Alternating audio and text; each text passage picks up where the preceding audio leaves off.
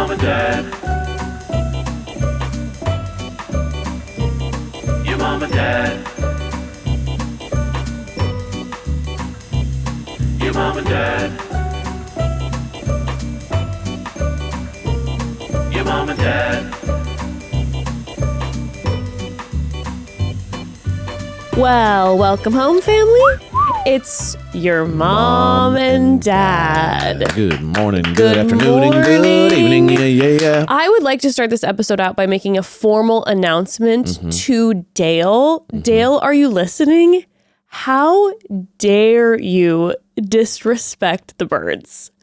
How dare you with the bird disrespect? It's completely unfounded, Wow. sir. Yeah, Sir, interesting. you do realize how intelligent these creatures are. You do realize that these creatures came from dinosaurs, correct? You've seen Jurassic Park, have you not? This doesn't go well for you, and I feel as if you and I should have a sit-down conversation and talk about, crows. Because you might find yourself in a situation where if you tell a crow to shut up, sir, that crow will hold a grudge for a lifetime. They will. Pass it down to their family, and those crows will forever find you and hold grudges and make your life a living hell. So I'm just saying, just never tell a bird to shut up. What type of red flag is that? Someone who tells a bird it's interesting. to shut up is so dark. It's kind of interesting. It's like It's there's wild. the certain red flags that are like, there's the behavioral kind of like in your personal relationship red Yes. flags, but then there's like two other red flags that are like very like, I think tell you even more about someone. And one is how you treat servers at restaurants, right? Of course. When people of are like, course. what's taking so, on your first date, and you're Right, like, well, okay. right, of course. Because it's not the interpersonal, it's the outward behavior. Yes. And the other is how you kind of like treat animals and like the beautiful, nature. Right. And so imagine being on vacation with a cocktail in your hand, sitting, looking at the ocean. Just a stunning view. Hearing the beautiful tweet of birds. Just and the being like, gorgeous shut tweet. up, birds. Right? I mean, that's multiple crazy. times. Telling the birds to shut up multiple times. While you're in a tropical vacation, telling birds to shut up is crazy. That's what I'm saying. I just, sir. But he deaded it, and that's something that. But he did it. You know when what you I mean? dead things, you get. When you're deading it so many times. Listen, when you dead things, you don't have time. I feel like for birds. we're saying it wrong. Deaded it. Yeah, when you, but Deaded it. I'm using it in like the past tense. Sure. Okay. Oh yeah, when you deaded things. When you deaded it. When you deaded it. When you deaded the things. When there's something that you deaded, then you don't have time for all this. You don't have time for questions. Well, you have no time to be questioned. you have no time to let someone know if and when you found someone to be attractive or not. He's Because busy, babe. listen, if he were to be honest and would have told Kat that he found Ali Joe to be attractive, that would have taken too much time. He's also from his own admission, like he's just very successful now and he's very killing it. So it's like, he's deading it, but like he's just so successful now, he's looking for someone. So when you're that successful, you don't have time. When you're deading things constantly, yelling at birds, you don't have time to like get into the weeds with the details of who you made out with to your girlfriend. You know what I mean? Like you don't have time for this. Did you hear the secret voice when Kat brought up, I don't know how many times he said deaded it, and the secret voice in the background goes 37. Yes, I did. The producer. I did. Someone slipped in. That was everything. 37 times. And you know what? I'm going to choose to believe that wasn't a joke.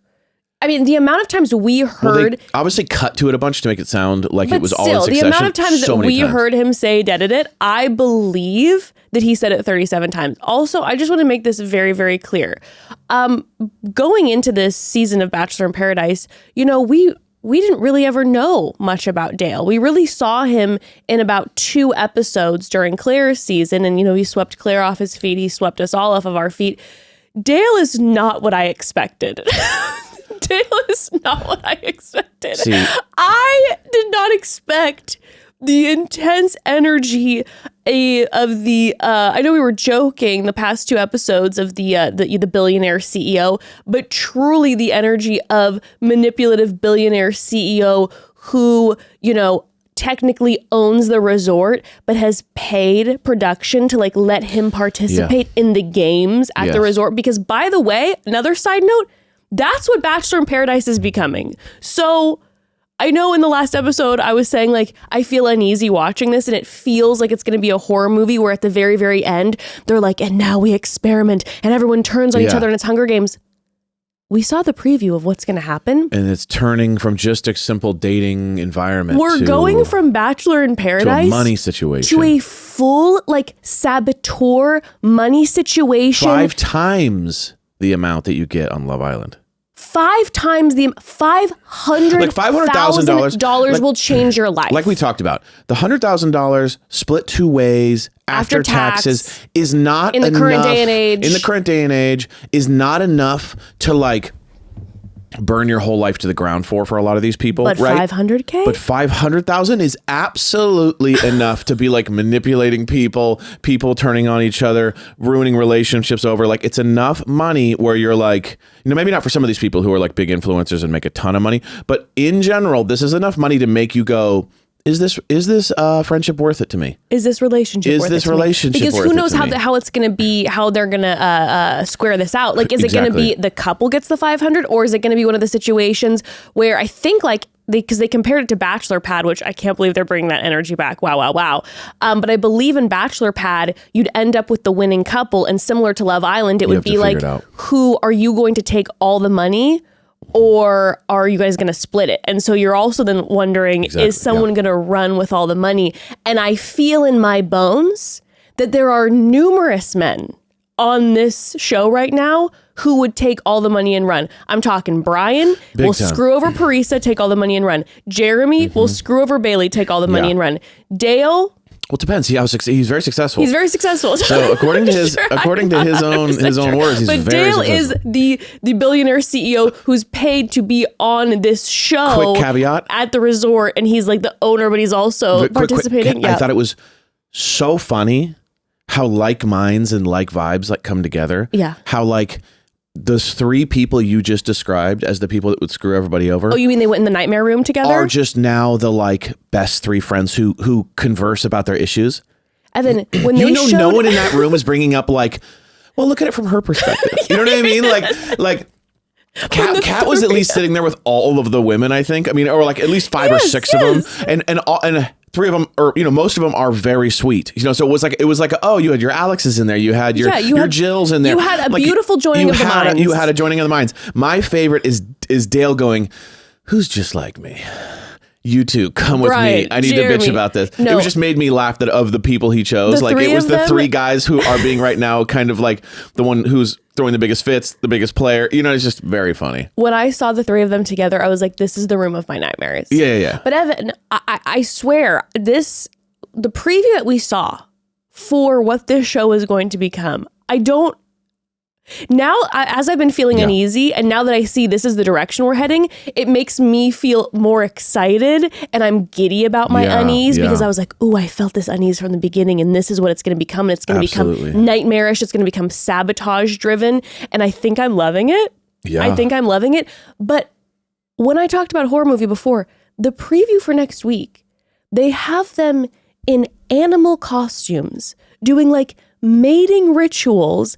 Jeremy's wearing like a full-blown Hannibal Lecter mask. Okay, family. Yeah, it was like over the top creepy vibes. You tell me if this isn't a horror movie or not. After seeing that preview, there's some weird shit going on. Okay, I'm just saying, everyone no looked judgment, insane. but there's some weird shit going on, and it's giving serving like cult vibes. It's serving cult. It's serving Squid Game. It's serving all of it. I am having so many feelings. Well, okay. I will say it's ramping up in a very fun way. It's ramping up. This episode really, it got my engine going, and I had a lot of feelings about it. Let's get into it. I love this. Let's get into this. Family, we got to take a pause first, though. So I swear, I swear I watch reality TV to relieve stress, but sometimes with the moves these people are making, I'm out here finding myself clenching my jaw, grinding my teeth. But I guess what is new, I've been grinding my teeth for years, and not fun times. It's led to discomfort and some of my teeth issues that you all know about. Well, about a year ago, a dentist told me because of that I needed a night guard to protect my teeth. And I'm like, great, let's do it. Then he told me the price and I was like, okay, hold up. What did you say? And I never got one because it was just too expensive. Well, that was until I discovered Remy. If you're part of the 30% of Americans who grind their teeth, then your smile needs protection, and there's no better solution than Remy's custom fit night guard. Both dentists and teeth grinders, hi, it's me, recommend Remy because a custom fit night guard is the best way to protect your teeth, and Remy is 80% less than the dentist and way easier. Yes, you heard that correctly. I discovered Remy's custom fit night guard and immediately purchased because it's 80% less. I could not be more thrilled with the price, the experience, the fit, the results. Remy is simply the best. Yeah, they really are the best, and they've made the process so simple and streamlined too. I got a Remy night guard as well, and here's how it works. Once you order, you receive your impression kit straight to your door, and this kit has got it all. Remy gives you easy step-by-step instructions to give you your perfect impression, so it's a breeze. They also provide 2 sets of everything in your kit in case you need to try again, which is extremely helpful. You take your impression, send it back to them, and Remy ships you your custom fit night guard made in the US in Las Vegas. And by the way, Remy is so confident you'll get a perfect fit that they offer a 45-night perfect fit guarantee or your money back. Get your Remy night guard back and start protecting your teeth. I have been wearing my Remy night guard for a few months and I can absolutely feel the difference. I am so grateful. By the way, Remy night guards are so comfortable. They're like thin and lightweight, so I don't even notice when I have them in. And again, Remy is 80% less than the dentist, which is huge. So I feel like if I lose it or I want to get a refresh because it's been in my mouth every night, that it's totally doable. No waiting rooms, no overpriced bills, just a better way to protect your teeth while you sleep. Try Remy risk-free at shopremy.com/momdad and use code MOMDAD to get up to 50% off your night guard at checkout. That's 50% off at shopremi.com/momdad with code MOMDAD. Again, that's shopremi.com/momdad with code MOMDAD. Thank you, Remy, for sponsoring this episode. That's a crazy deal. On top of the 80% off and the 50%. I mean, come on now. Check it out, Remy. They're amazing. Okay, family. So today we are talking about episode 4 from Bachelor in Paradise. And make sure to tune in next week on Wednesday for episode 5 recap of Bachelor in Paradise. I'm very excited to recap next week with that preview. Yes. I am full of fear and curiosities. Speaking of fear and curiosities, let's get into this episode. So from the rip, we see Jonathon and April. And April is purring, nuzzling into Jonathon and saying that the purr calms your vagus nerve. She's purring at him, on him, around him. And listen, you know, April, she cracks me up. She's absolutely hilarious. She's one of one. But in this episode, between her and Kathy touching Jonathon's abs, I'm like, ladies, we need to dial it back, okay? Love you all very much, but we need an HR meeting, like it's stat, giving, okay? It's giving old ladies at Chippendales, you know, just it's too much, okay? It's not. I know we're trying to be fun and playful, but you can't do that to somebody. I know that Jonathon was talking about how he's hooked up with someone 25 years older than him, so he loves an older woman apparently. But this just does not feel comfortable and agreed upon, and we need to have an HR meeting. And also, 25 years is still 10 years younger than they are. Sure. Right? And, you know, and it was also a specific individual who we don't know who it was. Exactly. So let's dial the purring down and the ab touching, okay? Yeah. Okay. Well, it's just very uncomfortable. I mean, listen, if he was like Mr. like, get over here, ladies, and it was this big kind of spectacle, but he has an uncomfortable look on his face through this whole process. Yes, he was in the corner trying to like have breakfast or a coffee or whatever, and it was, everyone. And it started with her being like second door on the right. You know what I mean? The whole thing's just listen. I'm sure there's a level of like, hopefully she's just trying to do this for like entertainment, the show, but it's gone too far. It's weird. It's just too far. It's gone too far. We need to get a probes here. Okay, we need to get a probes here. But we get a little more even at the very beginning of the Goldens, and I do have to acknowledge that last episode was the first episode that we saw the Goldens, and I definitely went on a long tangent about how, because there was some Golden disrespect happening, which I did not like, and I went on a long tangent also about how I felt like the show was treating them differently because we weren't getting any of their love stories, and it felt like they were just using them as like the butt of the joke, and I went in a little hard. Well, this episode, much better. We actually saw numerous love stories happening. We saw love triangles. The Goldens, it felt like we were integrating now seamlessly with the rest of the cast. So I did come in a little hot last episode, but I was defending my Goldens. Well, they were de-romanticizing them, which is like not the point is for us to be invested in their relationships, of course. And so when you're being like, how gross are these old people? Then it's like, well, now just like prune juice and the boom boom room and blah blah blah. There was a lot of just like rude comments. So what it did was it just kind of like made you not feel less into the process, So this one was a lot better. You're absolutely right. Yes. They really invested in the one-on-ones and the dates and the whole thing. It had just felt to me like in the first episode that they joined, we weren't seeing them dating. We were just seeing them kind of like in a backdrop, and again kind of used as like a butt of a joke for some of the younger contestants and some of our hosts, and I did not like it. But this episode, I felt like we actually got a lot of Golden airtime and a lot of Golden relationship airtime, which I'm more invested in. Yeah, 100%. Just as a side note. Completely agree. I'm definitely more invested in, when we were watching these dates, Evan and I were talking about, for example, and we'll get into it, but the Gary and Leslie date, I was like, conversationally, it made me excited seeing the Goldens chit chat and date, because I'm like, I don't know, it made me feel excited because sometimes you can get in your head about aging and whatever. It made me excited to get older because I was like, when I listen to people who are in their 60s having dating conversations versus, when you're younger, you're like, wow, they're getting so deep so quickly. There's a different level of like where they're investing immediately into a relationship and a comfortability. And I'm like, I'm excited for that. So I just loved watching their dates. It's very calm and very like open.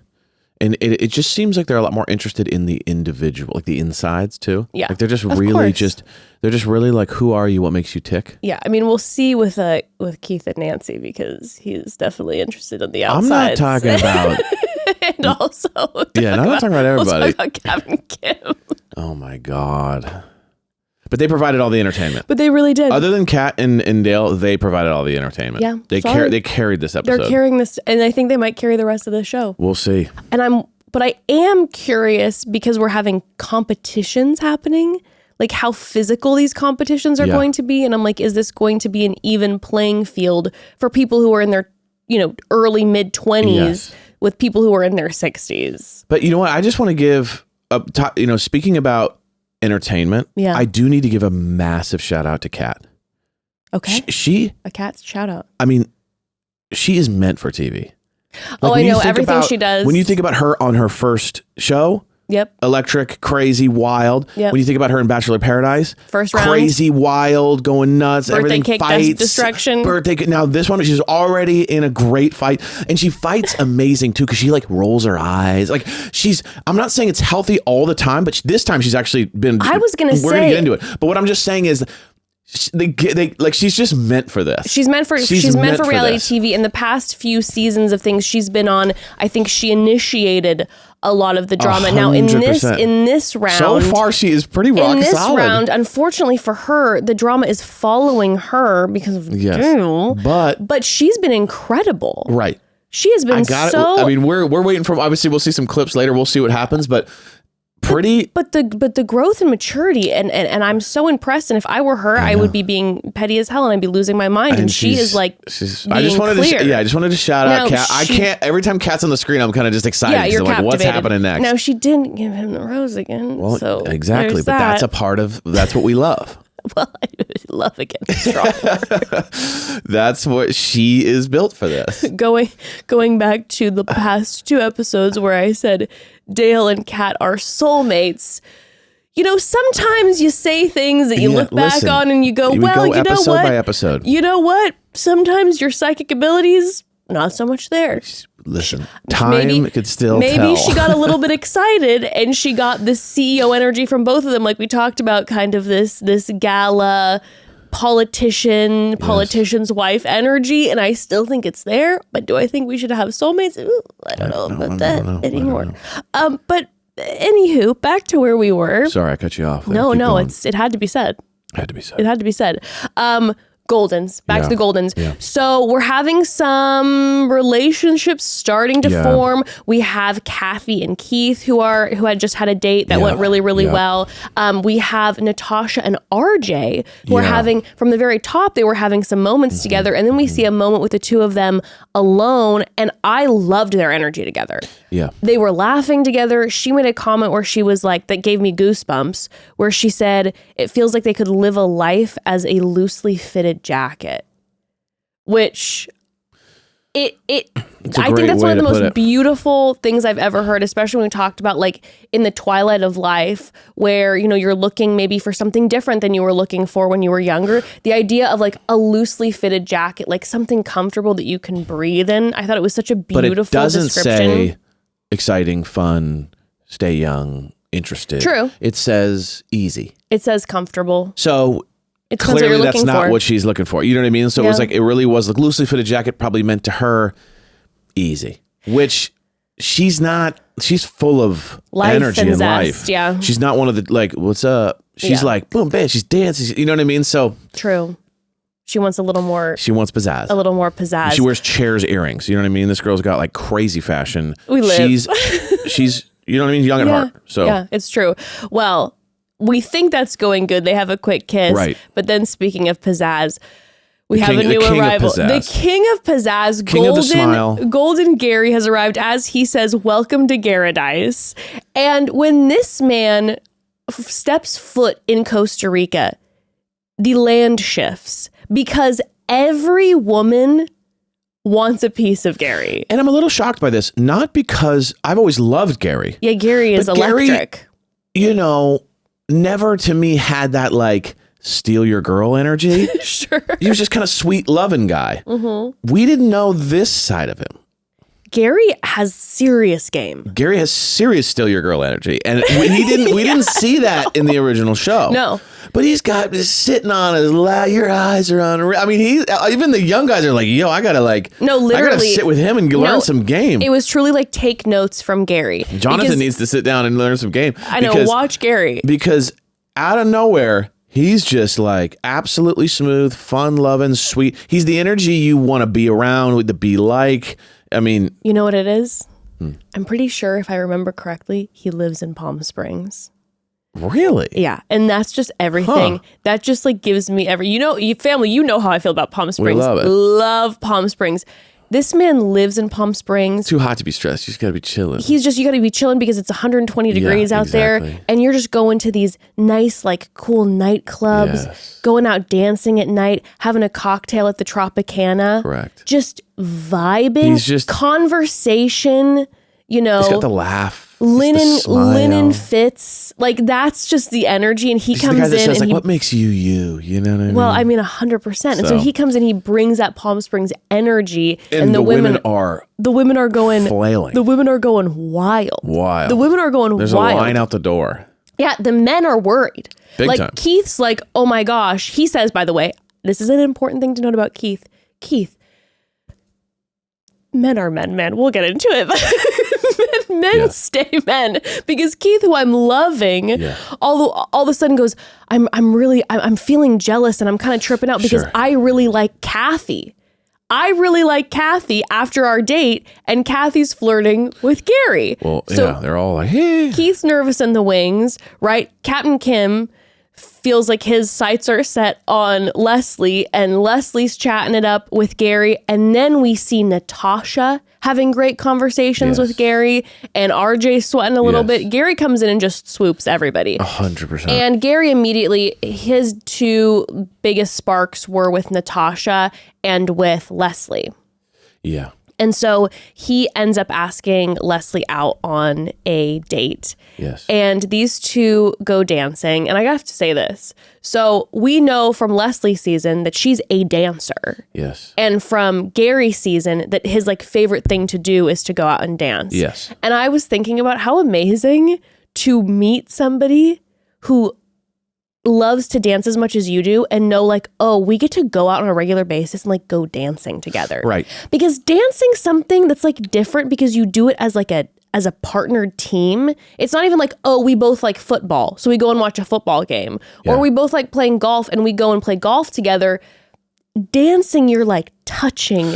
It's an intimacy, and you can go out like every night and go dancing together. And let's be real. Let's also be real. A lot of guys don't like dancing. A lot of guys don't like dancing. Like, think about the weddings you go to, and all the guys are sitting in the chairs. Yeah. Right, and the girls are there, and they're kind of like, "Why aren't you coming?" You know. So it's biggest green flag when a guy. But I'm just saying, like, not a lot of dancers. No. So the fact that they both like it is probably semi-rare, especially for her to meet a guy who's like great and charming and also loves dancing. Think about how sexy and romantic that is, though. Well, it just keeps you young. Should we start dancing? Should we start dancing? We love dancing and we love going out. Like we should like take dance lessons. Ooh, like, no. Shall we dance? Don't like, unfortunately. And let's go out and do ballroom. Listen, I'm down with dancing. I like going to a bar or a vibe or you a party. You want to go grind? And then, I like to freak on you. No, but what I'm saying is like, even just vibing and just kind of like having fun. I like dancing. I've always had a really hard time with like taking like anyone who's like, let's take dance lessons together. Oof, because I don't want to like ballroom. I mean, if there was like a gala, sure, but like the swing dancing for me, it's like listening to music you like and moving your body with your partner vibe. I love it, but like when it gets technical and now it's like not. You're just kind of like, I don't know. It becomes like scientific at that point. Well, thanks for killing that dream. So you have to find a new husband for that one. All right, I am on the lookout. Applications go out tomorrow. I need a dance partner. I want to dance how they're dancing. Yes. At a cool Copacabana bar, moving, having a good time. That's dancing. But that takes dance lesson training. No, they were just vibing. No. First of all, she's a dancer. Second, you can just tell. You can tell by the way that he moves. That man is taking dance lessons. Okay, so you better get your ass out there. By the way, to a dance lesson. You have feelings you've never experienced before. Okay, Jack. Oh yeah, if you kiss me, anything can happen. But they're dancing and it starts raining, and he is cracking me up in the ITMs, and he's like, "You're telling me I'm dancing in the rain with you? Those dimples, those cheeks, those eyes." Well, I'm like, this man is a poet. That's the funny thing. You kind of missed it because you were like writing notes. They did like a weird like super cut of him, like his face super close, like a dream. And he's like, those eyes, that body, you know what I mean? But it wasn't an ITM. It was like his internal monologue, and they filmed his face like blurry. It was like hilarious. I saw the end of it. Yeah, and then like he dipped her and then like winked at the camera. So they did all these extra shots that were like so extra. Very funny though.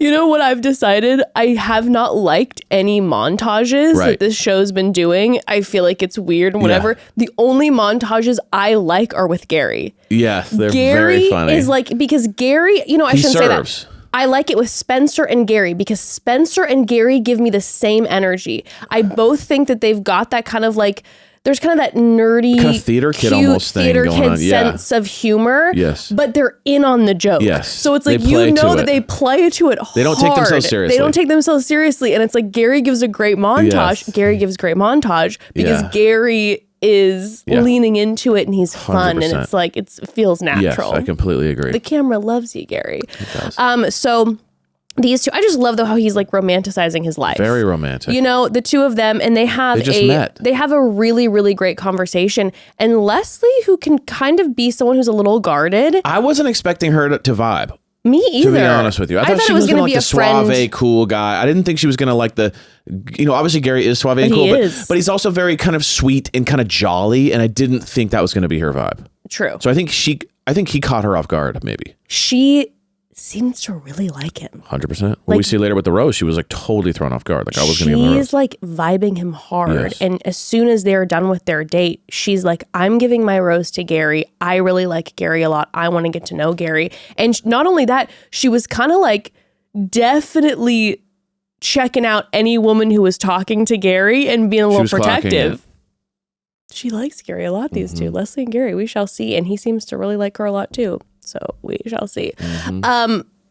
Going back to the resort, we have some Dale and Kat to talk about. But first, let's take another quick pause, family. So summer is full of big moments, right? For these people, it was filming a reality TV show, getting into these potential animal costumes, et cetera, sabotage, all of the above.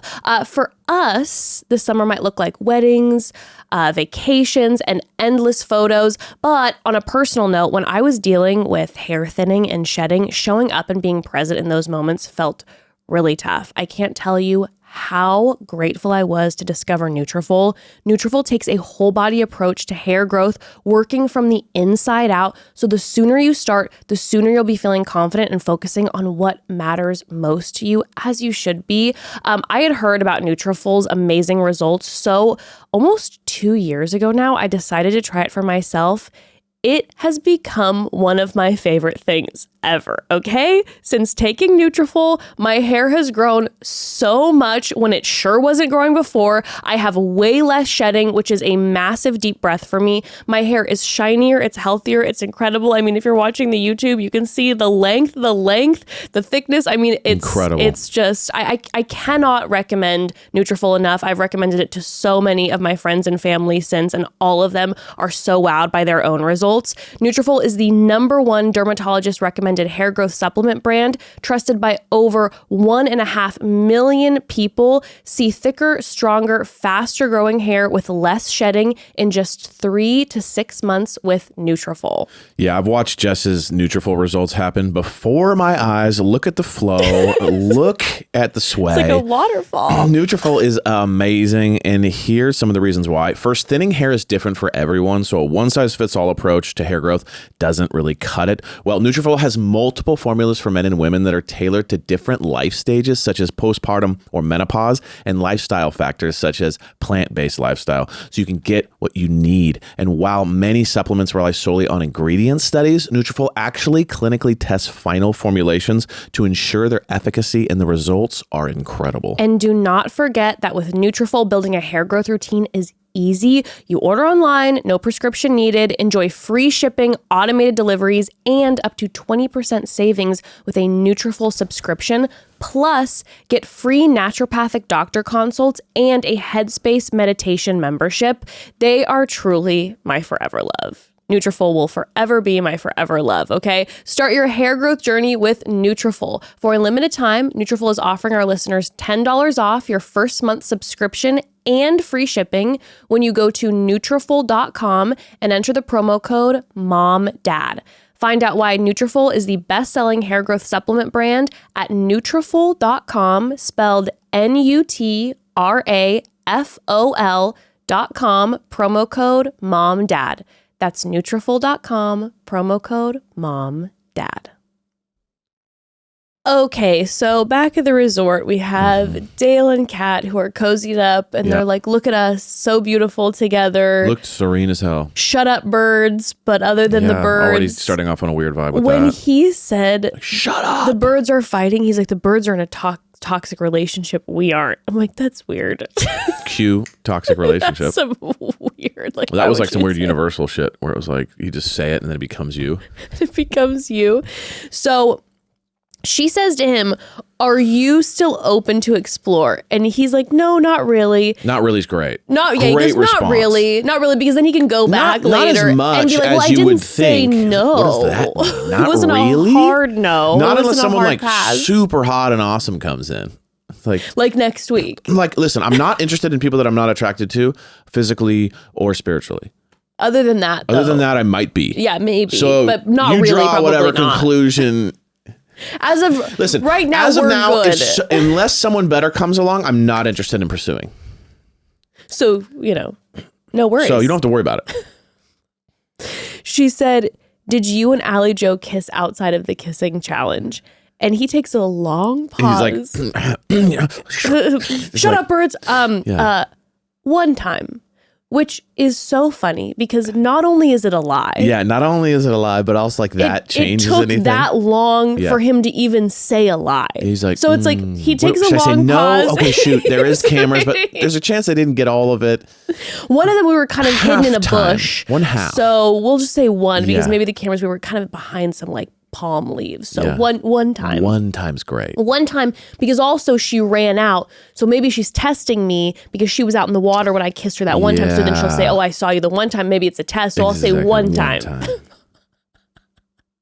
And she's like, well, I wish you would have communicated that with me. Right. And then that's when the whole deaded it. Yeah. He's like, well, listen, it wasn't in the card, so I deaded it. Yeah. I'm like, say what, sir? It's the classic. It's like, I cheated on you. I'm not saying this is obviously cheating because they're not together, but it's like babe, I broke off the affair. Why are you mad at me? That was kind of the energy. I mean, yes. And I'm sorry, but are they? I broke off the affair that you just found out about. Are they closed off? Are they closed off? No. But like we said before, he's giving her big closed off energy, unspoken energy, and spoken by the way he's speaking to her about things. But then on top of it now, he's lying to her. And it's not just lying. It's not just, it's the lack of telling her about it. It's everything. But it starts with not telling her about it. So she's like, hey, you didn't communicate with me. It's been 3 days or whatever. It's been 3 days. But beyond that now, what we know is it's blatant lying because he says, I kissed her Which she doesn't know. Which she doesn't know. I kissed her one time. And also we hear from her later that he said to her, I'm not attracted to Allie Joe. And guess what? Yes. Roll the goddamn tapes because that man in ITMs was like, I can't even concentrate looking into her eyes. She's so... What he said more than anything was how attracted he was to Allie Joe. That's all I heard. It was like a little bit of, we like the gym. Yeah. And she's super hot. And she's super hot. That was the main thing. He's blatantly lying to her. I just still to this day don't understand people who lie on television. I'm like, don't you... Because even Kat brought it up. She's like, if I wouldn't have known, I would have been literally just watching it. So she even kind of exposed like the third element of like, hey, are you dumb? Like everything is shown. He is immediately so defensive, Evan, which is obviously a telltale sign of a guilty party. You see someone who gets this defensive, this is a guilty party. And angry. He's angry. He's mad. He turns angry. He turns angry later in the episode. I mean, even him on the thing, because he says in the cabana, you need to get over it. Oh no, he says, I understand where you're coming from, but move past it.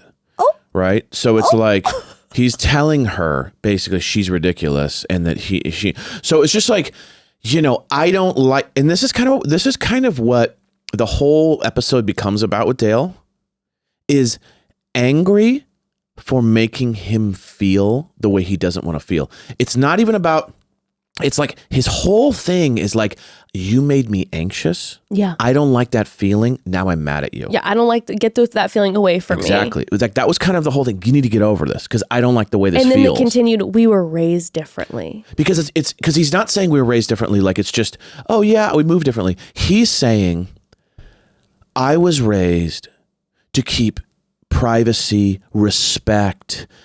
Right. And you must have been raised to not show any of those things. So it's not like I was raised on spaghetti and you were raised on burritos. It's like I was raised to be kind of a better person and you weren't. That's what was implied. Yeah, that was what was implied. Because he kept using it as an insult. He'd walk away being like, we're just raised different.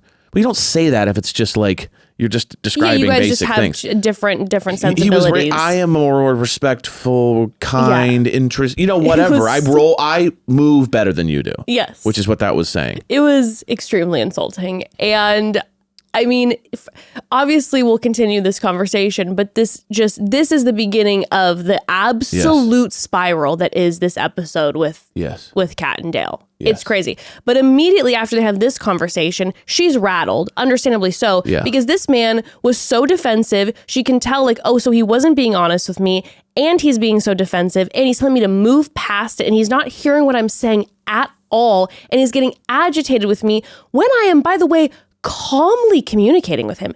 She was doing a gorgeous job a gorgeous Never thought job. we would be saying this about Kat. Neither did I. That she's cool, calm, collected, and understanding. And not only that, but communicating really beautifully how she felt and why she felt the way she felt, and being like, wait, hold on a second. Maybe it didn't mean a lot to you, but that doesn't mean that it didn't mean a lot to me. Yes. It was beautiful. Let me finish multiple times. Hit him with the like. He would use an analogy, and then she would use the analogy back, It was gorgeous. which was hilarious. So she's very good at the not getting emotional in order to make her point seem invalid, and then also like having really good points. Yeah, but then Jonathon's waiting in the wings. Jonathan is Mr. Oh my God, you're fighting with your boyfriend? Yes. You should come over and we could talk about how bad he is, and hopefully you'll sleep with me. Like that, he became, which is every man's nightmare. I mean, he really did.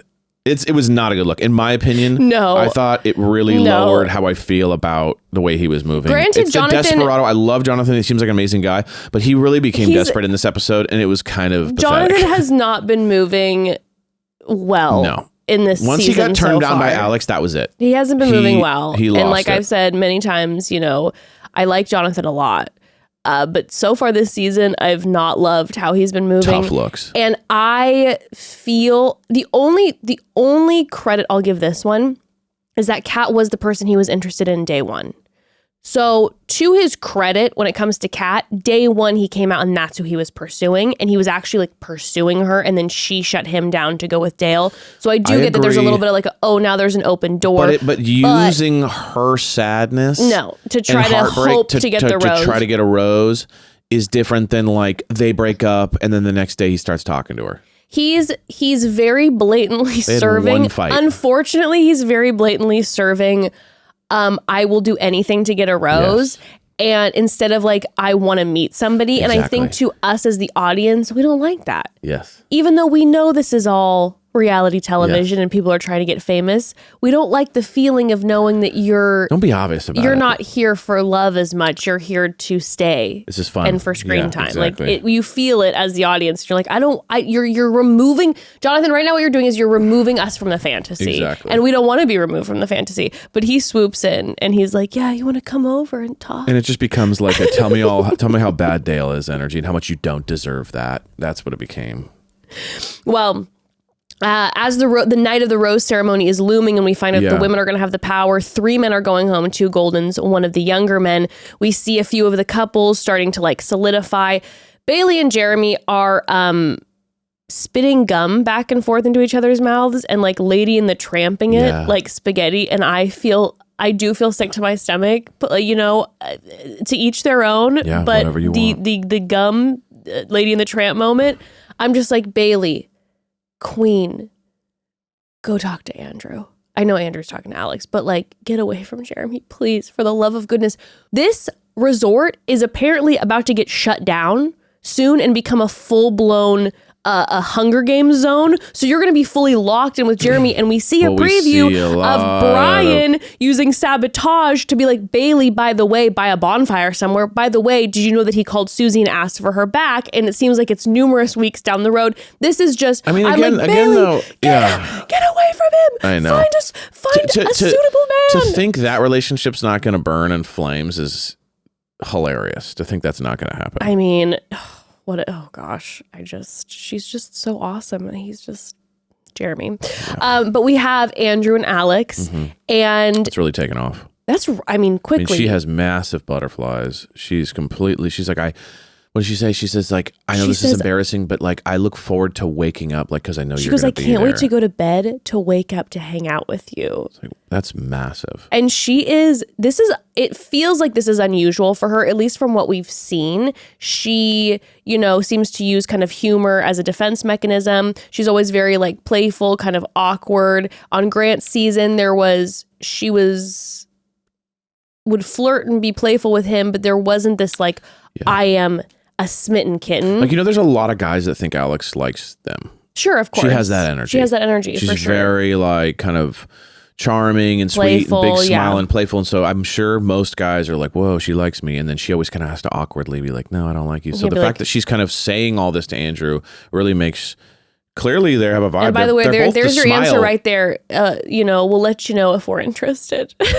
Right. You know what I mean? Yeah, yeah. You assume We'll tell you assume I'm just being friendly. Yeah. She has communicated that she's like, I really like you a lot. Yeah. And I'm curious. I didn't call that.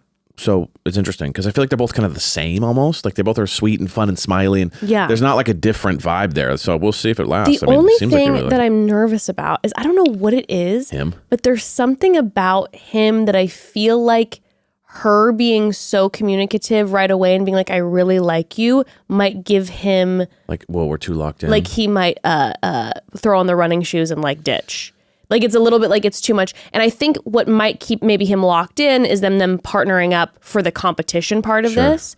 The competition might actually be what solidifies the couples really well, because then there's not new people coming in, and also then you're doing these like intense things together, so you actually really get to know each other better. Yeah. And that might like be the blossom for them. I hope they work out. I think they're very cute together. They seem amazing. I love both of their energy. When she's with him, you know how last episode, I had said like I can't really read her. Yeah. When she was with him, I was like, oh, I'm understanding. Yeah. It's like you have an awkward sweetness to you, but like you are communicating like how you feel with him. Like I'm following the trajectory of where this is going.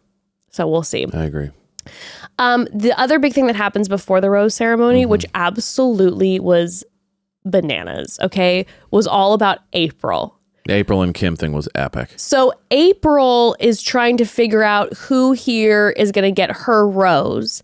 And she pulls aside Kim because if you remember correctly, last episode, we saw Kim giving her massages, getting into the crook of her neck, whispering in her ear like crazy. What other secrets do you have, baby? And you're like, oh, to the point that even Jack was like, well, Kim's been all over April, so, you know. It's me versus Captain Kim. It's me versus Captain Kim. But what hadn't developed yet was Kim's either it hadn't developed yet or Kim hadn't gotten what he thought was a green light from Leslie. So clearly Leslie was the top dog in his mind and he just hadn't kind of gotten there yet. And then he talks to Leslie thinking Leslie's obsessed with him, even though she looks at the camera and goes, I'm complete friend zone that guy. Yeah, Leslie has no interest in Captain He's Kim. like, we're done. I got Leslie. We're connected. We had one conversation for 5 minutes. We're in love. And then I told Leslie that she cleans up nice. She cleans up nice. And so now we're a couple. I'm awkwardly talking to the side of her head because she won't even look at me because she's so uncomfortable. So we're in love. April comes up and tries to put on she's being cornball deluxe. She's being just that sassy grandma with the she's walking around to everyone like shooting it at them. Like she's being April, which is just putting on a show. She's wild, yeah. And then we got Kim, so they're pulling up. So April's putting the moves on Kim.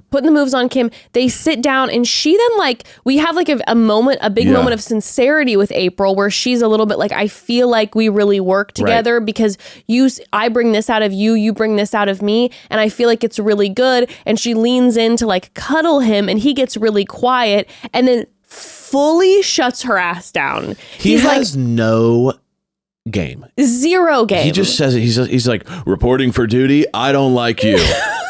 It's great. I'm uninterested in you. Don't even look at me. You're amazing. And I just, what he basically did was don't cock block me. Yeah, a little bit. He's like, if Leslie sees me talking to you, I could lose and you're the situation. leaning on me now, she's going to think we like each other and Leslie's not going to pick me. So get out of here. And so that's what that was. So he is like, I don't foresee us as a couple. Yes. I'm not interested in you. He's and saying it in a rude way, especially considering I don't know if he was rude or if it was just that's how he rolls. He's so matter of fact, he has no game that it's just he's just saying the facts. I hear what you're saying. And I know delivery, I know delivery can be different with certain people, but at the end of the day, this man was massaging her, whispering sweet nothings in her ear. Everybody thought he was interested in her. And is a self-proclaimed poet. And then there's that too. And then is acting icked out by her very icked out being interested in him. Yes. And it's like, Captain Kim. Captain Kim. What are we doing 24 hours ago, sir? Exactly. Okay? What are we doing 24 hours ago? I completely agree but the pinnacle of this, and by the way, she's saying she's confused. Yeah. She's very confused because she's like, what was happening yesterday? Yeah. And then he says to her, he's like, I'm confident that I'm getting the rose from Leslie. And of course, Me, Evan, the rest. ITMs. I mean, she said, I don't have any attraction to this man. He's just the fine. rest of America, we fell over and we're like, there's going to be sweet karma in this moment when Leslie doesn't give Kim the rose. What we didn't know, though, is that Kim has a time machine. Captain Kim. He's the captain of a time machine. Captain Kim is a legit psychic, and we didn't know that. He's a time traveler. He's a time traveler. And we had no idea. And he knew what was coming. Yeah. So because he was so confident. He was so confident. He's like, I will be receiving that rose. So unfortunately for you, I'm not interested. And so we're laughing. We're like, oh my God, he's going to have a rude awakening. He's a time traveler. He is. It was unbelievable. Talk about worst case scenario too, to be like, to get the rose from Leslie later. And in your mind, you're like, of course I got the rose. Like, it couldn't have been more hilarious. Yes. The way that worked out. Anyway. And then we have Jack. So April's hurt. Her feelings are, she's sad, she's hurt. Kim was being rude to her. Yeah. And then she goes up to Jack and she's like, you know what, Jack, you've been here this whole time. You're great. He grabs her and they're macking. Second time, by the way. Second time. And he's like, this is my woman. And you gotta hand it to Jack. Like, Jack can be a dog and kind of be one of those just kind of boomer vibes where you're like, ugh. But Jack is also like super sweet to April and is very into her and has pursued her since day one. Yeah, the blonde is the one I'm into. But listen, they're both kind of characters. You know what I mean? They both kind of work together in a weird character-y way. I think they actually would be a fantastic couple. couple. People, they're Florida people. They're people you see living on some sort of Cape Cod. Whatnot. I keep saying Cape Cod, but living on some sort of, dock. Yeah. And, pulling up and having drinks. Like they're a character. Yeah. They're wild. These two are wild, and I think they actually would be very, very good together. She'd be around flirting with everybody at the bar. He'd be laughing at her. And he'd be like, that's my girl. That's my blonde. That blonde. That's my blonde. Yeah, exactly. He's cooking and she's having some Pinot or a martini. And she even said, like, you're really, like, I feel like you're basically going to get the rose. Like, she's basically like, alluded to, like, you're my guy. And he's so happy. Yes. She then sits and has a conversation with Jonathon,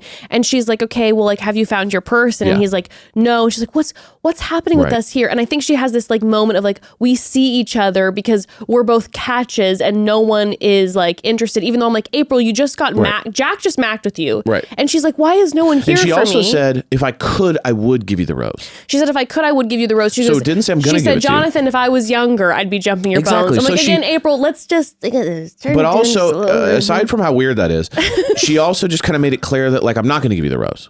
Yes. If I could give it to you, I would. Right. Yes. So this is then right before the rose ceremony. We have the pinnacle of the Kat and Dale fallout. And this is when it really turns crazy. This is when he snaps. He fully snaps on her and he's like, by the way, if I'm Allie Joe, he literally said to her, he says to Kat, he's like, I don't know what your problem is. I'm being transparent. It meant nothing to me. Also transparent about what? That she caught you in the kiss and then you admitted to it. So then that's being transparent. But also, so that you have a struggle. You struggle with lying when being caught doing something is called transparency to you. No offense. That's a fact on fact. Right. It's facts on facts. It's like you'd have to double lie. You'd have to not tell her about the kiss, then lie about it to have it not be transparent. But to be called out for something you did and then half lie by saying I only did it once and then call yourself transparent. That's like she said, pink flag turned to a major red flag. It's like, bro, that is a little gnarly. Said, it meant nothing to me. It's like, again, imagine. It's like, what is it? Who cares? But also, it's like, okay, King Dale. Yeah. Well, remember, after they fight for a bit, he then goes over to the bar fuming, and walks over to Brian and goes, dude, he basically is mad at Kat because he's like, I could have anyone I want. And she should be worshiping me. Because he goes to Brian, he goes, I've been turning down people left and right, and she's giving me trouble for this little kiss. And it's like, well, worship at your feet then. But imagine it meant nothing to me being Allie Joe hearing that. That's wild. And obviously that's not the case. Obviously it did mean something because he's making out with her multiple times talking about how gorgeous. But also I believe maybe it didn't. But even if it didn't. But I believe also maybe it didn't. It's kind of like, to be honest with you, that's worse if I was Kat. Yeah. I'd be like, well, if you're going to kiss someone, it should mean something. That you're just willy-nilly kissing people. That's even worse. That means I matter less because you're kissing people. What would it be like if you actually did matter? Well, then talk about make things worse. He then says, you sound like my ex. Ooh, epic diss. I mean also, whoever this ex is out here catching strays. Well, basically, he's like, maybe it's Claire, maybe it's someone else. You're my nightmare. But just be like on television, the camera's in your face, and you'll be like, you sound like my ex.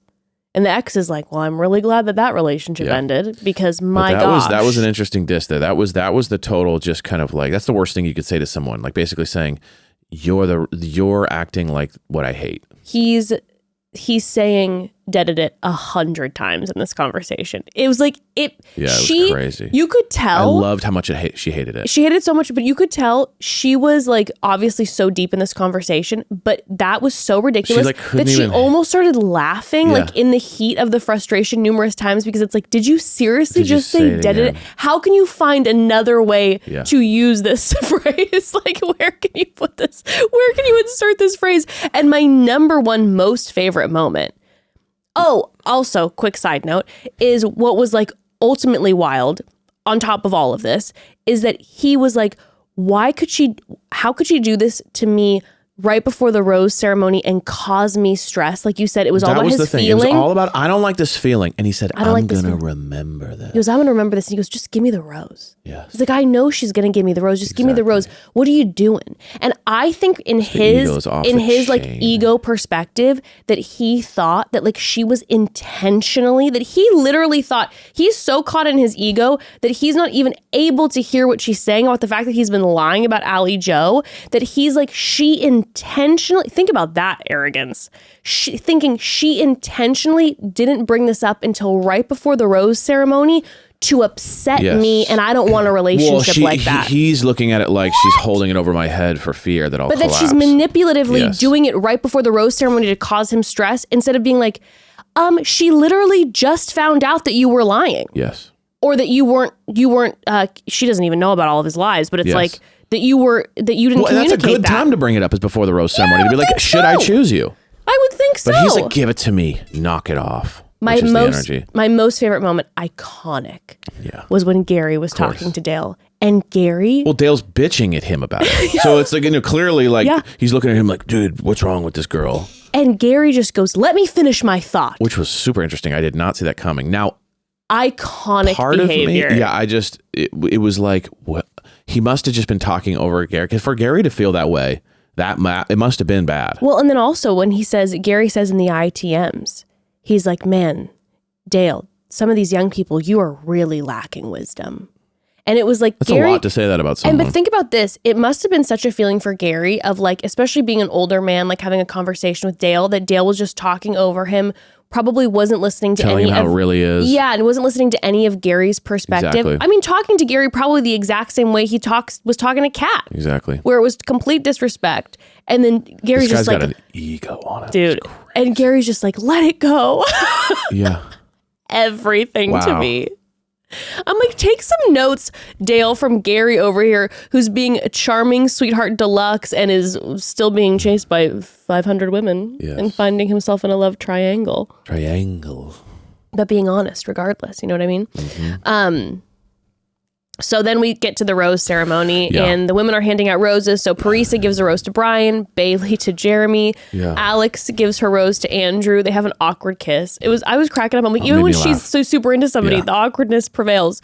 Then Natascha gives her rose to Gary, which I knew she was vibing Gary more.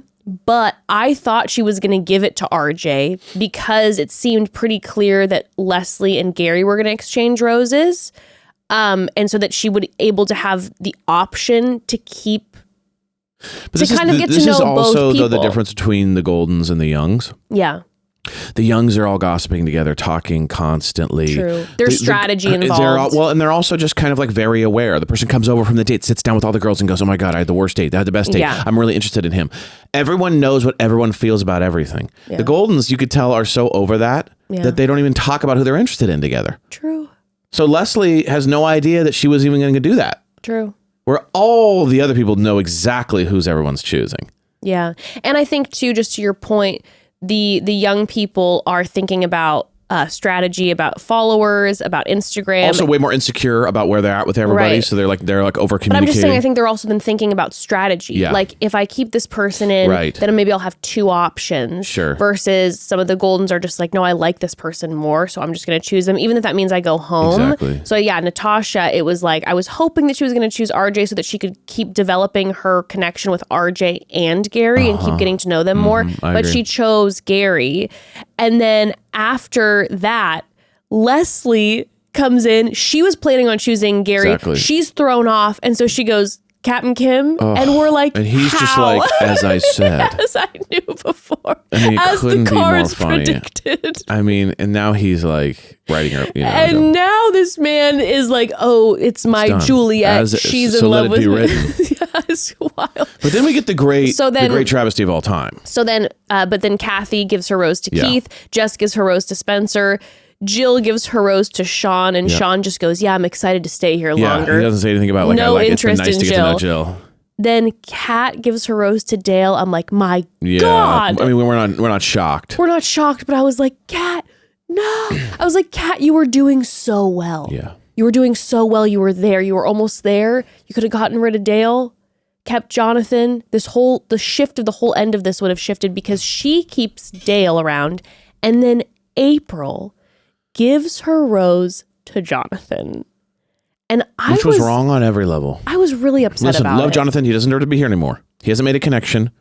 I love him on the show as a person. He's great and he's entertaining. He seems like a great guy, but he has not found anybody. And that's what happens. You go home and you don't find anybody. Yeah. And the fact that, first of all, she usurped the show. She did it as a friend. But then also kind of flirting. But while leaving good people on the table to go home. That was what bothered me. Yeah. So it's like there was multiple guys. Jack mostly. Jack, RJ, and CK all went home. And as much as I'm shocked CK hasn't found a connection, CK has not found anything. So it's like at least RJ and Jack, two good guys who really want to be here, who are looking for something, and she chooses the only guy who it's not going to be a relationship, and who has not found anybody, and there's no prospects. And it's kind of like, dude, and you could tell that because afterwards, you could hear multiple people saying, like, now we don't have any guys. I know. She chose him, which removed all the guys. So that was a real, in my opinion, like, she's kind of just making, I don't want to say a mockery, but it kind of feels like she's kind of just like making this whole thing like just a joke. I don't feel like that's an intentional thing. I think that if I could predict what's going on in her head, first of all, I'm giggling because she fully Justined him. What Justin did to Susie in a very different way, she did to Jonathon. Yes. It's like, what's going on during these rose ceremonies? Why are we doing these roses? But I feel like she likes Jack, but not that much. Sure. I think there is the level of like, I feel connected to Jonathon because we're both struggling in this and we've had these connections and I want to give him this rose to give him an opportunity. But I do also think there's a level of like a thrill of the flirt in her. I do think, obviously, like, I don't think that these two are going to by any means have a relationship, but I do think there's a level of like all the women kept talking about how he hooked up with someone 25 years older and she thinks that they have this like connection. And I think that there's a level of kind of like, there's the thrill of like, well, Jack kissed me and I got the kiss, but I'm not like super into him. And this like handsome younger man is thrilling me. I do think that's kind of what's going on. So I think it's a twofold. I think she wants to like help him out. But I think there also is a level of like, well, it makes me feel good because we're being playful with each other and whatever. But I was devastated because I thought it was shitty. It was like, and you know what also I was bummed about is if I think Jonathon should have said no. 100% should have said no. I completely agree. Jonathon should have walked up to April. Like, you guys stop this. No, Jonathon should have walked up to April and been like, April, it means so much to me. That is so sweet of you. I know that you and I have had long conversations and it really means the world. But you know what? I've had numerous weeks here already and I haven't found a connection. And these gentlemen just got here a day ago. That would have been the most respectful thing. They deserve. And also, I'm thinking here too. I'm like, Jonathon, just like out of respect, it's like here are these people. It's the first time the Goldens have ever been on Paradise. These people are traveling is a bigger thing. They flew all the way. Like it's a whole big thing. Like let them stay for more than 24 hours. They just got here, and you don't have a connection at this moment. You've been here the whole time. You haven't got anything. You got to let it go. He should have said no, thank you. But it goes along with that desperation that he's been kind of wearing. And so Jack, RJ, and CK go home, and poor Jack is like so sad. Mm-hmm. And I miss Jack's energy already. I know. He's such a character. I needed that energy. He's very funny. Goes in for the makeouts. He's here ready to rip. He's here ready to rip. Ready to rip. God, was very displeased. Yeah. Well, I mean, literally immediately after. Immediately after. I mean, yeah, obviously it's not settled. The rose ceremony, Kat and Dale sit down together, and she, trying to lighten the mood, says, I was considering telling you that I was going to give you the rose if you never said dead it again. And he did not like that joke. Because basically the way he looks at it is that you owe me now. You're the one in the wrong. Right. And she's going like, I'm actually giving you an olive branch to like say it's okay now. And he does not like that at all. He's furious. I'm like, bro, she just gave you the rose and she tried to make a joke and you can't take a joke at all. This man is much too, it's like you are way too serious. You are way too full of yourself. There is not, you know how I said, I'm like that Dale came onto this show and I'm like, I've never seen someone with like a lower heart rate who's more relaxed. I've never seen someone go from being fully like relaxed and low heart rate to immediate high strung. And you know what? I think I was wrong. He tricked me. He fooled me. Well, ego, let me tell you this, as like ego is one of those things where it's like when you got a big ego like that, the worst thing that can happen to you is you being called out for being wrong. Yeah. That's what seems to trigger people so bad with the big egos is like, I'm never wrong. So when you call me out, that's fury number one. Yeah. Especially when you are wrong, right? Yeah. When you get called out for things, it's like, bro. God. Well, so the next day we start the day off with Gary being in the love triangle because Natascha has given him the rose. Leslie is like basically communicating with him like, well, I really wanted to give you the rose. And Gary likes her the most. And Gary clearly likes Leslie the most. And not only that, Natascha then goes over and like says good morning to Gary, and he's pretty much ignoring her and paying attention to Leslie. Gary Bryant's her. But I don't think it's intentional. I think it's just one of those things that when you're not interested in someone really, like I think Gary's straight up not interested in her. I think he likes her as a person. But yesterday he was flirting with her like crazy. No, they were sitting down talking, having a great time. In my opinion, she was flirting with him big time. No.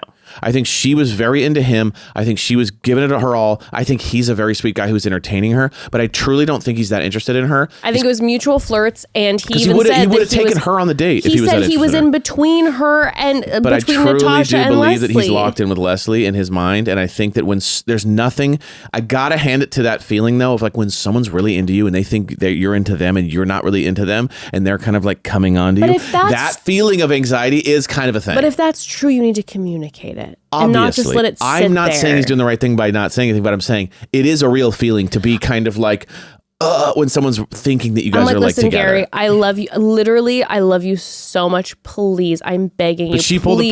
Please, Gary, do not disappoint us. And don't string Natascha along. She is such a queen. Do not string her along. If you're not interested in her and you're not considering exploring still both her and Leslie at the same time, then please communicate and end things to not break her heart, okay? And to let her continue to explore other connections for the love of goodness, okay? Because she's like, I get the sense of avoidance that I'm getting avoidance from Gary. And like I said, these men are just out here menning. Mm-hmm. Like, here we are, and Gary's pulling a Brian. In a few minutes, Keith is, pulling a Jeremy. I mean, it is like, I'm like, these good guys, I'm like, just stop, communicate. But what do you do then if you like Leslie more? Yeah.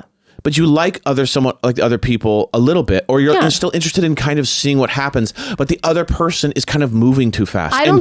And like, let's be real, jumped out of nowhere with the rose, and like, you know what I'm saying? don't think like, what that do you do with Gary- that? You tell her to leave you alone, but like, it might still develop. It's just like you're moving too fast. I don't think Gary's doing anything wrong right now. Okay. I'm just saying Natasha's like, I'm getting a sense of avoidance. So she's feeling that energy from him. I just feel like Natasha's moving a little too fast. But I will say that Keith, we'll talk about it in a second, I do think that Keith pulled a bad move. That's different. Yeah, I'm just talking about the Gary situation. I do feel like Natasha's moving a little fast. No, I don't think that Gary has done anything wrong yet. Okay. I'm just more nervous that like I hope he doesn't do anything. Become a thing. And it becomes like I hope like we'll see. Yeah, hopefully. I have high hopes for Gary, so I don't think it will be the case. But anyway, so as this is happening though, so clearly Gary and Leslie vibing each other. Well, Captain Kim is completely oblivious and he thinks that him and Leslie are in love. We finally get our poem/song. He pulls her aside and he's like, I've written a poem for you. Which we love. I mean, he's the king of them. If I were Leslie, I'd be like, "What? No." And her face was cringing so hard. I'd be like, "No music. You sang a song for Joan. You're just gonna write me a poem." Music.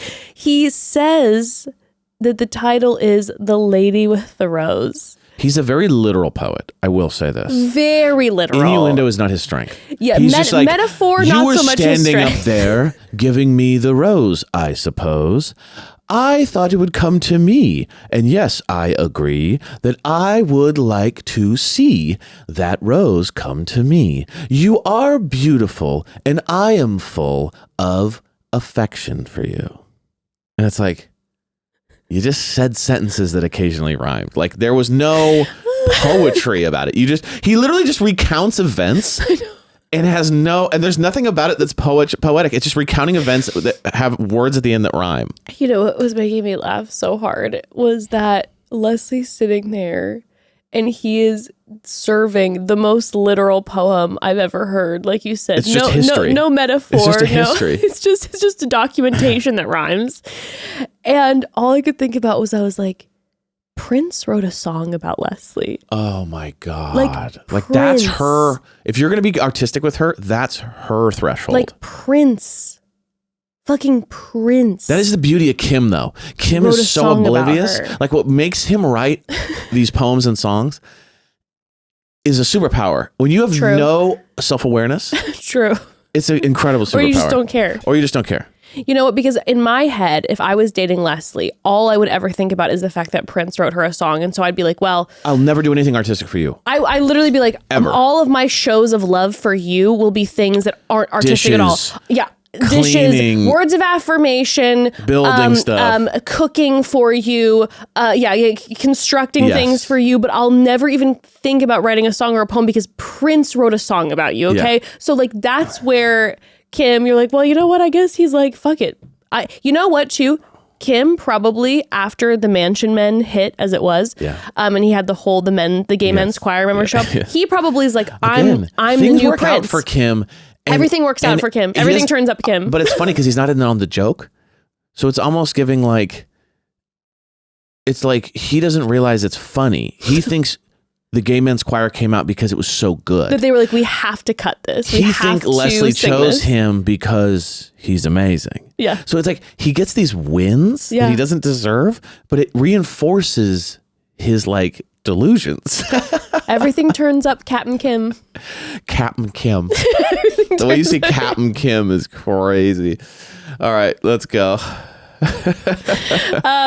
So then we get new arrivals. Yes. New arrivals show up. The women are really hoping for it that it's a golden man. I couldn't believe they just kept bringing in ladies. It's more like, women and more women. So we get Lea and Nancy. Is it Lea or Leah? I'm trying to remember. I'm so sorry. I have to go back. But Lea from Joey's season, who she, if you recall, had drama on Joey's season. So I feel like there's potential that we could get some drama. Spice. We'll see. We'll get some drama with Lea. She was talking to Sean, which I'm like, please, everyone stay away from Sean. He's going to screw all of you over, okay? Don't spend your time getting to know Sean. Is built for these shows. You know, it's like maybe Lea, even though I think Jonathon should have gone home, I'm like, go talk to Jonathon. Don't talk to Sean. Why Sean? Sean? I just don't understand how Sean can look anything more like a Prince Charming, like a cartoon. Yeah. He looks like a cartoon. He doesn't look like the human version. Like a Shrek version. He doesn't look like the human version of the cartoon. He looks like the cartoon. Correct. I mean, he couldn't look more just like... Even the way he smiles and his hair does the thing. I mean, it's like literally like put the helmet on him. You know what I mean? Put the shining armor. He looks. I don't know. Just I've never seen anyone. It's like he's playing a role. It cracks me up, man. Well, and he knows it and loves it, and so I think that's also helps. For it. He lives for it. And then we also got Nancy. So who is Nancy, a hot commodity apparently. Hot commodity. All the guys have been talking about it. I love Nancy. Yeah. Nancy was one of my faves on Gary's season, and like also post Gary's season. I believe she went on Joan's season to like spend time with Joan. She's awesome. She's really awesome. She's got that kind of like float when she walks, elegant vibe. So I could see, she's got kind of a vibe. Well, and April says that all she's heard about since she's been here is that the men are waiting for Nancy. So these men are chomping at the bits for Nancy. Especially Keith. Now here's the drama. If you remember Askin, do you remember the Askin crew? Yeah. April, Susan, Kathy, and Nancy. Yeah. So Keith is all up in Nancy's biz. Right. But when they sit down together, Nancy is like, hey, Kathy is a really close friend of mine. And this is when Keith says, listen, I don't really have a romantic connection with Nancy. Yes. Just as a heads up, I don't have a romantic connection with Kathy. Just as a heads up. And then in ITMs, he's like, yeah, because I'm shooting for Nancy because she's smoking hot. And he's just talking about how hot she is. Yeah. And he's telling Nancy that he doesn't have a romantic connection with Kathy, which maybe he really doesn't. Yeah, like we haven't seen any reason for them to grow past all that we know date. is that literally less than 24 hours ago, you were saying in ITMs that you're really interested in Kathy and that you're jealous that Kathy is engaging and flirting with Gary. So what? Within 24 hours since she's given you the rose, you've now figured out. And the men have the rose next. And the men have. And so now you figured out that you and Kathy don't have a romantic connection. I don't buy it, sir. Men will be menning. Men will be menning. And so I'm stressed because like, I just don't want. Kathy's going to get caught off guard for sure. Well, and also Kathy and Nancy are friends. So I don't want that drama for true. them where, if Keith is communicating to Nancy a very different story than what the truth is, and then what if Nancy and Kathy get into it and they end up, their friendship is strained because Keith's out here. Yeah. Girl dad's out here not being a girl's girl. Okay. We'll see. So I'm stressed. And then we see the preview that Faith is showing up. So another golden woman. It's like, can you bring even Keith said, we need another guy here. We need another guy. Like, this is crazy. And that bothers me too, because it's like, again, if we're going to bring the Goldens on, can we like make sure they're taken care of? Like bring more options on. So you would think they'd kind of pivot and be like, okay, grab a couple of the guys. And also it's like, okay, maybe they're not going to work out romantically, but like there'll be a friendship vibe, whatever. Exactly. And if you want to cut down a certain amount of people when the games start, then just like have couples get removed in some way. But like if they're not romantic, but I don't know. They just got here and it's just like, and that they're doing it to the ladies too. I'm like, do it to the men. I know. Exactly. Make there be more men and less women. Yes, exactly. God. Anyway, then we get the preview for next week, which is the chemistry test, the animal attraction doing. It just looks like absolute hedonism. It's hedonism. The guys look freaky too. They don't look good. They look creepy. Like the wigs, they look creepy. But I'm saying Jeremy had that like Hannibal Lecter mask on that was like covering his mouth. Dale had like a weird like the wig Lucille Ball haircut, and then you got like Brian had like a weird like Misfits haircut where it like went in front of his face. Well, you know what they're trying to do? Huh. They're trying to Love Island it. It was like, during the chemistry test during Love Island where they put them in that bondage gear. But again, that was like kind of hot. This is No, creepy. it wasn't kind of hot. It was very hot. Well, they had them in wings and leather and lace. This is like hot up until the face, and then everyone's wigs and makeup is terrifying. Right? It's like everyone's hot, but it's like the makeup and face is terrifying. Because this show always misses They just always a miss little. it. There's always a 10-minute. It's like Chipotle. You're like, close. Chipotle, not It's Chipotle. Chipotle, not Chipotle. You know what I mean? It's like they always It's Chipotle. a reference to my mother. She always says Chipotle. But it's just like you're almost got it. Almost. You're so close. And it's like this show always gets you like, ooh, I'm kind of horny. Never mind. Weird. You know what I mean? It's like, oh, this is a vibe. I like the weird. You know what I mean? Now back to anxiety, back to weird, back to weird feeling strange. That commercial for I Know What You Did Last Summer when Jesse was actually kind of crushing it. The acting was cool. But then they made it too long. And then it was 7 minutes long. And then it was you're like, too much. What is this? But Jesse was crushing that moment. He really was. His acting was on par. His acting was on par. And I want to shout him out for that. I want to shout him out for that. I really want to do. Yeah. But again, it was like we're on like minute 12 and it's like, can we wrap this? Yeah, but then you brought Wells in and it was just like, this is too long. Yeah, it's like you guys always missing it by just 10%. That's the idea is there. It's just the execution's never quite there. We love it. This is a good season. I'm excited. This is really ramping. I wasn't know how I was feeling, and then officially starting this episode, they've hooked me in. They've locked me in because now too, I'm like, what's with this money? What's with these games? What's with these animal costumes? I'm very curious. And then again in this preview, we see that Parisa says that Brian's snapping at her, but of course she's like, I want to get to know you more, and he's like, we're not doing that. Like, okay.